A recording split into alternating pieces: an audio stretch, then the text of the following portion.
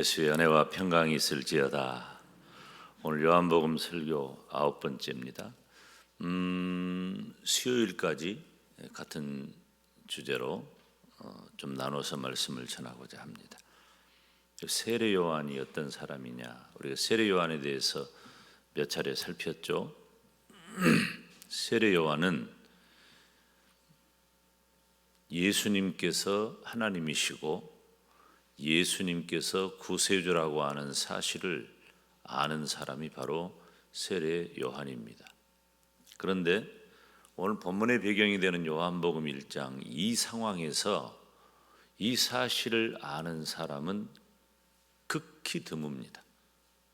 아직 우리 주님께서 세상으로 드러나지 않은 시기였기 때문에 예수님께서 하나님이 되시고 예수님께서 구세주가 되신다라는 사실을 사람들은 잘 몰라요. 그런데 세례 요한은 아는 거죠. 어떻게 언제부터 알았을까요? 누가복음 기록에 의하면 마리아와 엘리사벳이 이 복중에 있는 이 마리아와 엘리사벳은 서로 친족간이에요. 그래서 서로 복중에 있었던 마리아의 복중에는 예수님, 엘리사벳의 복중에는 세례 요한. 근데 뱃속에 있을 때 서로 알아본 거예요. 여러분이 한 명도 아멘을 안 한 거 보니까 이런 일은 있을 수 없다. 분명히 여러분 그렇게 생각하는군요. 그렇죠. 뱃속에 있는 이제 갓 잉태된 아이가 혹은 먼저 6개월 뱃속에 들어있던 아이가 서로 알아본다? 이건 의학적으로나 또 별걸 다 동원해도 이해할 수가 없는 부분이에요. 우리가 하나님께서 하시는 일은 정말 알 수 없고 증명하거나 이해하는 차원에서 접근을 한다면 정말 우리는 좀 어리석은 자라 그런 말을 들을 정도죠. 근데 알아본 거예요. 하나님께서 역사하셨어요. 하나님께서 알게 하신 줄로 믿습니다. 이 믿음은 다 하나님이 하신 거예요. 따라서 합시다. 믿음은 하나님이 하신 일이다. 지금 세례 요한이 어떻게 예수님이 하나님이시고 예수님이 구세주라는 사실을 아냔 말이에요. 그리고 세례 요한은 스스로 자신에 대해 말하기를 이건 한참 지난 뒤에 한 30년 지난 뒤에요. 엄마 아들 뱃속에 있을 때부터 한 30년 지난 뒤의 이야기인데 세례 요한은 스스로 말하기를 나는 예수님의 앞길을 예비하러 온 사람이다 라고 말을 하는 거죠. 요한복음 1장 15절에 보면 함께 읽습니다. 내 뒤에 오시는 이가 나보다 앞선 것은 나보다 먼저 계심이니라 한 것이 이 사람을 가리킴이라. 아멘. 지금 본문은 전체를 다 띄워놨구나. 다음에는 내가 해준 것만 띄워. 27절 보면 곧 내 뒤에 오시는 그이라 나는 그의 신들매 풀기도 감당치 못하겠노라. 세례 요한이 예수님에 대해서 한 말이 오늘 본문 마지막에 있는 34절에 보면 내가 보고 그가 하나님의 아들이심을 증거하였다 그랬어요. 그런데 그 세례 요한이 오늘 본문에 보면 매우 중요한 고백을 하고 있습니다. 지금 고난주간이죠. 일부러 그렇게 맞추려고 한 건 아닌데 요한복음을 살피는 중에 오늘 말씀을 대하게 됐어요. 오늘 29절 한번 함께 읽어볼까요? 시작. 이튿날 요한이 예수께서 자기에게 나오심을 보고 가로되 보라 세상 죄를 지고 가는 하나님의 어린 양이로다. 아멘. 예수님을 가리켜 세례 요한이 말하기를 이건 고백이죠. 혹은 증거하는 것이죠. 보라, 세상 죄를 지고 가는 하나님의 어린 양이로다. 여러분, 제가요 고등학교 1학년 때 교회를 나갔는데 이제 친구한테 끌려가지고 그 교회가 그 교회인 줄 모르고 갔는데 그 교회가 저쪽에서 부흥해가지고 이쪽에 땅 사서 예배당을 지어서 옮겼고, 저는 몇 달 동안 우리 집이 망해가지고 충장로 일가 쪽 갔다가 다시 오남동 그 1번 버스 다니는 길가 땅 그 모방으로 이사를 갔는데 직선거리 50m 교회예요. 교회 안 나갔어요. 친구가 가자고 해서 갔는데 가자마자 뭘 했냐면 찬양대를 한 거예요. 가자마자. 그러면 여러분이 지금의 저로 생각하시면 안 돼요. 저는 악보가 뭔지도 몰랐고 음치가 누구냐고 물으신다면 아마 저였을 것이다. 네, 그렇게 생각이 돼요. 전혀 음을 못 잡고 아예 악보는 모르니까. 그런데 하는 말이 밑에 것을 불러라. 그래서 밑에 것이 뭔지도 모르면서 밑에 걸 부르는 거예요. 근데 옆에 있는 사람 소리 들으면서 따라서 부른 거예요. 그때 이제 봄이 되어 가지고 고난주일 될 때 준비해서 부른 찬양이 그 세상죄 지고 가는 어린 양 보라. 빰빠빰빠빰빠빰 세상죄, 이 찬양 있죠? 그 찬양 했어요. 얼마나 울었는지 몰라요. 그때는 이제 제가 믿음이 들어서는 시기이기 때문에 예수님 얘기만 나와도 막 정신이 없을 때인데 이 찬양을 준비해서 부르는데 저는 베이스고 그때 제 아내는 엘토였습니다. 그 찬양대 찬양을 했어요. 얼마나 울었는지 몰라요. 오늘 본문의 배경이 되는 거죠. 그런데 이 말씀의 내용을 직역을 해보면 이런 내용이에요. 기가 막힌 내용입니다. 보라, 세상 죄를 지고 가는 하나님의 어린 양이로다 라는 말을 직역을 하면, 이 직역은 원문을 거의 여과 없이 원문의 의도대로 번역해 놓은 걸 말하는 거죠. 보라, 세상 죄를 제거하는 하나님의 어린 양이시다. 원문을 그대로 번역하니까 뭐라고 했다고요? 세상 죄를 제거한단 말. 따라서 합시다. 제거한다. 지고 간다는 말은 가지고 간다, 제거한다, 옮긴다, 그런 뜻이에요. 그러니까 원문의 의미가 세상 죄를 지고 간다는 것도 좋은 번역이지만은 세상 죄를 제거한다고 하니까 여러분 보다 의미가 분명해지죠. 특별히 이 본문의 말씀을 보면 미래의 의미를 담고 있는 거예요. 미래의 의미를, 헬라어 원전의 말씀을 보면 예수님께서 세상의 죄를 모두 제거하실 것이다. 지금 예수님이 오고 계신 거야.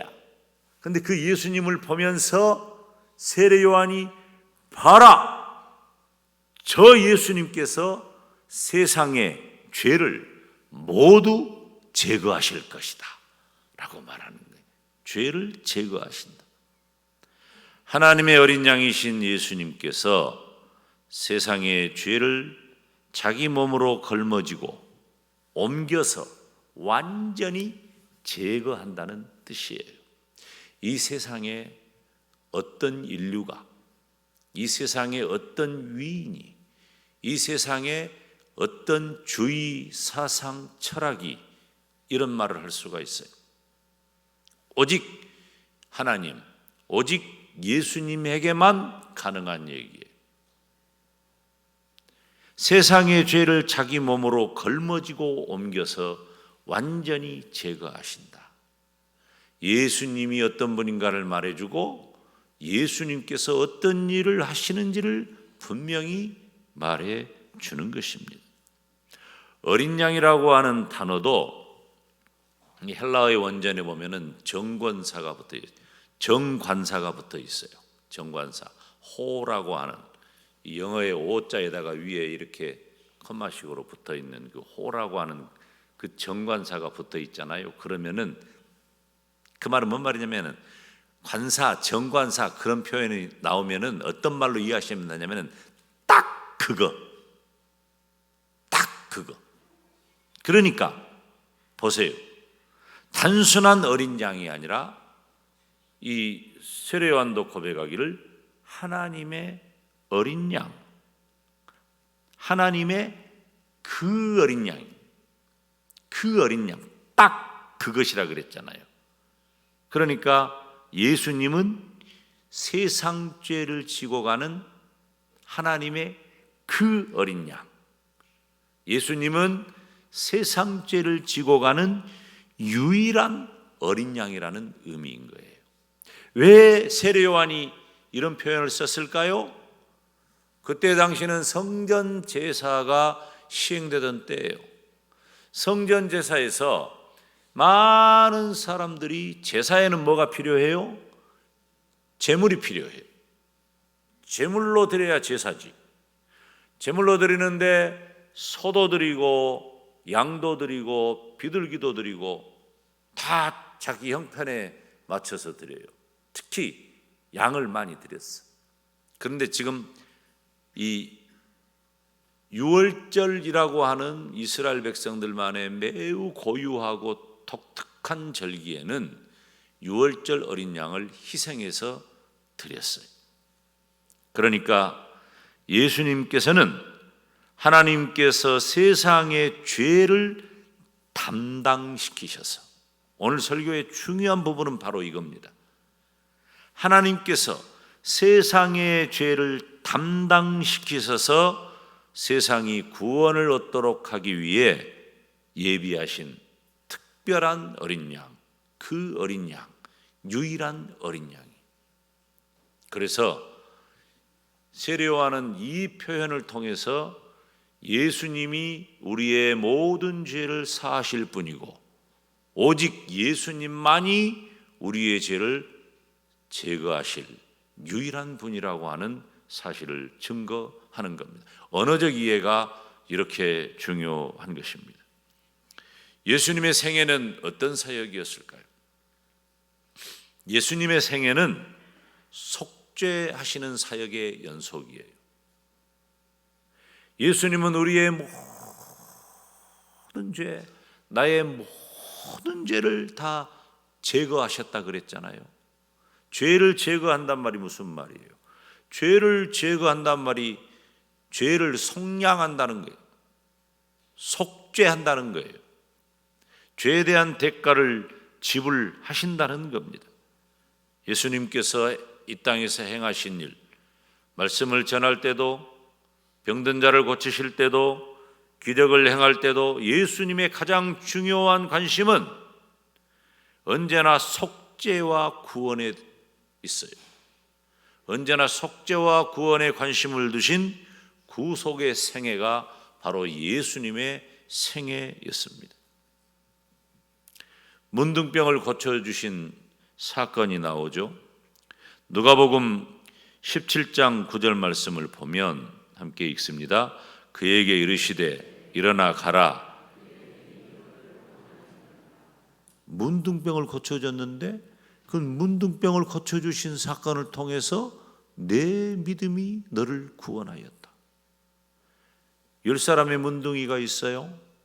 그 10사람의 문둥이가 있는데 그 10사람의 문둥이에게 뭐라고 예수님 말씀하냐면은 가서 제사장에게 가서 보여라 그랬어요. 제사장에게 보이라고 하는 것은 제사장에게 문둥병 걸린 자는 갈 수가 없어요. 문둥병은 하나님의 성전에 제사장에, 그리고 제사장뿐만 아니라 사람들 사이에 거할 수 없어, 만날 수 없어. 그런데 제사장에게 보이라는 것은 확인증 받으라 그 말이에요. 확인증. 너희들은 문둥이지 않냐? 근데 이제 너희들은 문둥이가 아니야. 그러니까 제사장한테 가서 보여라. 사실 이 말인데 이 문둥병자들이 10사람이 가다가 자기 몸이 나은 것을 확인한 거예요. 그리고 그 중에 한 명이 예수님께 돌아와서 예수님, 나의 문둥병이 고쳐졌습니다 라고 주님을 찾아와 감사할 때 예수님께서 그 찾아온 한 사람의 문둥이에게 그 아홉은 어디 있느냐라고 말씀하시면서 그에게 이르시되 일어나 가라, 네 믿음이 너를 구원하였느니라. 문둥병 고쳐준 것도 구원이에요. 그런데 우리 주님이 말씀하시는 궁극적 구원은 병에서만 치유된 것이 아니라 바로 그 영혼을 구원하신 겁니다. 주님의 몸된 교회 안에서 이루어져야 할 가장 크고 중요한 일은 바로 영혼 구원에 있다는 거예요. 우리 집사님 오늘 또 기도했습니다만 오늘 낮에도 우리 장로님들 기도했어요. 1289명의 영혼. 1289라는 숫자는 도대체 이거 어디서 나온 숫자냐? 세상 천지 아무도 몰라요. 우리 영광대교의 성도들만 아는 숫자예요. 1289명이라는 영혼을 안고 우리가 무엇을 기도해요? 영혼을 구원하여 주시옵소서. 주님의 최대 관심사였어요. 사람들에게 외면당할 정도의 죄를 진 여인이 있습니다.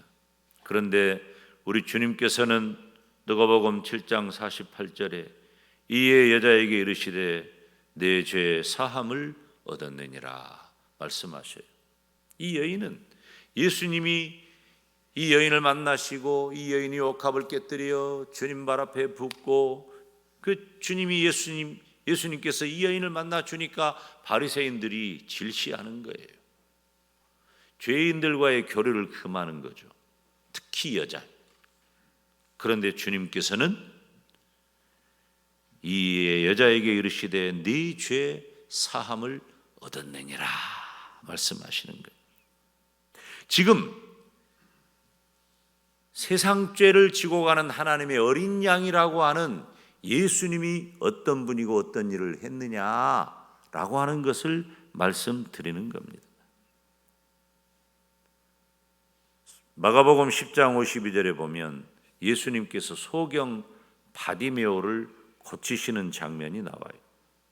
예수께서 이르시되 가라, 내 믿음이 너를 구원하였느니라 하시니 저가 곧 보게 되어 예수를 길에서 좇으니라.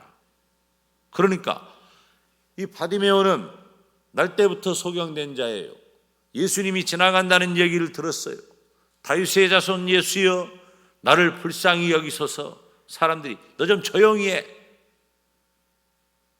어디 거지가, 어디 소경이, 너 좀 조용히 해. 그리고 앞다투어 예수님께로 나아갈 때에 눈도 보이지 않고 상황을 알 수도 없지만 지나가시는 예수님을 만나고자 하는 그 열망 하나로 다 크게 소리를 지릅니다. 다윗의 자손 예수여 나를 구원하소서. 주님께서 가라, 내 믿음이 너를 구원하였느니라 라고 하시면서 저가 곧 보게 되었다. 주님께서는 영혼을 구원하셨고 또 눈을 뜨는, 소경이 눈 뜨는 것이 구원이에요. 소경이 눈 뜨는 것이 구원이고 그 영혼도 구원해 주셨습니다. 마가복음 9장과 마가복음 5장에 보면 12해 동안 혈루증을 앓던 여인이 있어요. 이 12해 동안 혈루증을 앓았다라고 하는 것은 불치의 병이고 그 여인에게 고통을 주는 것이고 그 여인은 유대인들, 즉 이스라엘 사람들 율법에 의하면 그는 성전 가까이도 갈 수가 없어요. 부정한 여인이에요. 혈루증을 앓고 있다는 것은 본인에게도 스스로 매여 있는 고통이지만 많은 사람들과 사회적 관계라든지 모든 일이 차단되는 서러움과 고통의 시간을 앓던 여인입니다. 그런데 이 여인이 예수님의 얘기를 들은 거예요. 예수님이 지나가요. 이 여인은 부정해요. 혈루증을 앓기 때문에, 부정하기 때문에 예수님께 나아갈 수가 없어. 그래서 많은 사람들이 섞여 있는 그 사이에 이 여인이 가만히 예수님의 옷자락에 손을 댑니다. 뭐 때문에 그래요? 예수님의 옷자락만 만져도 내가 고침을 받지 않겠는가? 엄청나고 놀라운 믿음이죠. 마가복음 5장 34절 말씀을 보면 예수께서 가라사대 그 여인을 향하여 딸아, 내 믿음이 너를 구원하였으니 평안히 가라. 내 병에서 놓여 건강할지어다. 여러분, 지금 우리가 사는 이 시대에 이 사모함이 우리에게 있어야 하고 이 고백이 우리에게 있어야 합니다. 이 부분에 대해서 우리 박진현 집사님이 찬양하도록 합니다.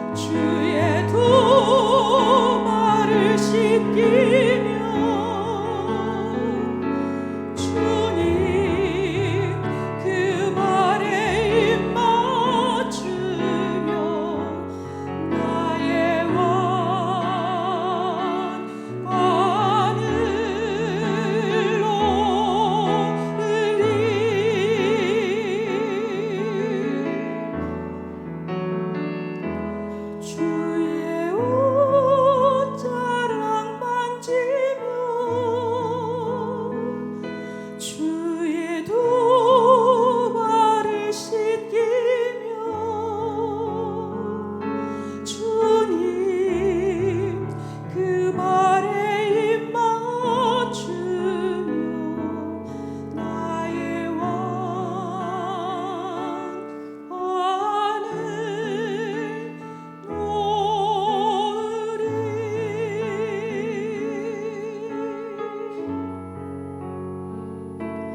나의 왕 안을 놓으리.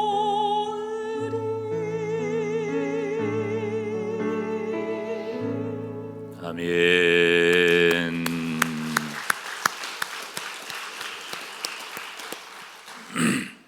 우리는 가끔 내가 받은 구원에 대한 확신이 분명한 까닭에 내가 받은 구원에 대한 감격과 또 내가 받은 구원의 은혜를 너무 당연시 할 때가 있어요. 우리 개혁파 장로교가 가지고 있는 아쉬움이 있다면 간절함이 그렇게 많지 않다는 거예요. 알미니안들의 이 세속적인 진보적인 그리고 인위적인 그런 신앙은 자기가 애 같아요. 우리는 하나님에 대한 절대 신뢰, 절대 신앙을 가지고 있기 때문에 사실은 우리가 좀 냉랭할 수가 있어요. 그런데 우리 주님의 옷자락이라도 만지면 내 병이 나을까 했던 그 여인의 간절함이 이 고난 주간에 우리에게도 있었으면 좋겠습니다. 매달려 보기도 하고 사모해 보기도 하고. 예수님께서는 저와 여러분의 죄를 담당하시려고 마치 도수장으로 끌려가는 양처럼, 온전히 다 희생당한 유월절의 양처럼 고난당하는 종으로서 기꺼이 십자가에 달려 죽으셨습니다. 고난의 한 주간을 지내면서 우리는 나의 모든 죄를 다 용서하시고 구원하신 예수님을 기억하고 감사하시기를 바랍니다. 그리고 주님의 옷자락에 손을 댄 이 여인처럼 간절하고 든든한 믿음의 성도가 되시기를 주님의 이름으로 축원합니다.